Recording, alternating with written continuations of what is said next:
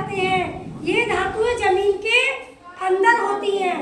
कहाँ होती हैं? अंदर, जमीन में नीचे गहराई में होती हैं। जमीन को खोदकर धातु को बाहर निकाला जाता है। खोदकर निकाला जाता है, इसलिए इन कुओं को खादान कहते हैं। खादान से निकली हुई धातु अशुद्ध होती है, कच्ची भी होती है, इसलिए क्षारों और अम्लों का प्रयोग करके धातु को शुद्ध बनाया जाता है। उसके बाद धातु को गर्म किया जाता है। क्या किया जाता है? गरम। इतना गरम कि वह पिघलकर क्या बन जाए? रस बन जाए। पिघलकर रस बनाते समय भी उसका शुद्धिकरण होता है। उस रस को ठंडा करके उसकी चद्दर बनाई जाती है। उस चद्दर से फिर भिन्न भिन्न आकार प्रकार के बर्तन बनाए जाते हैं। क्या बनाए जाते हैं? बर्तन। तावा शुद्ध धातु है। क्या है तावा? शुद्ध धातु। पीतल मिश्र धातु है। पीतल क्या है? मिश्र धातु।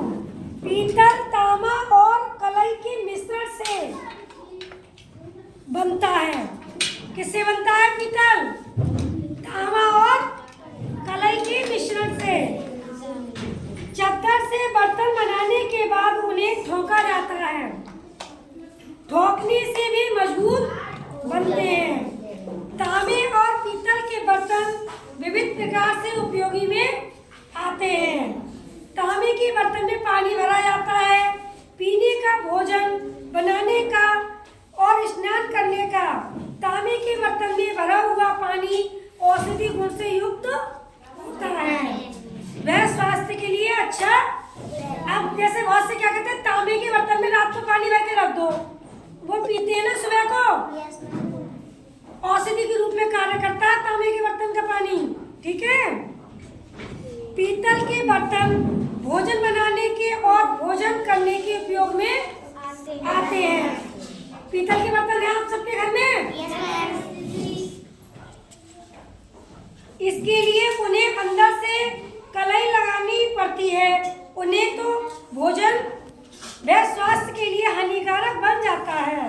विभिन्न प्रकार की खाद्य सामग्री रखने के डिब्बे भी पीतल के होते हैं। पूजन सामग्री रखने हेतु थाली, दीपक, आरती, देवी देवताओं की प्रतिमाएं पीतल की होती हैं। पूजा करने हेतु उपयोग में आने वाले पात्र, कलश, जलधारी आदि सब तांबे के होते हैं। आजकल लोग तांबे और पीतल के बर्तनों का प्रयोग कम करते हैं क्योंकि वे महंगे होते हैं। क्या होते हैं? महंगे।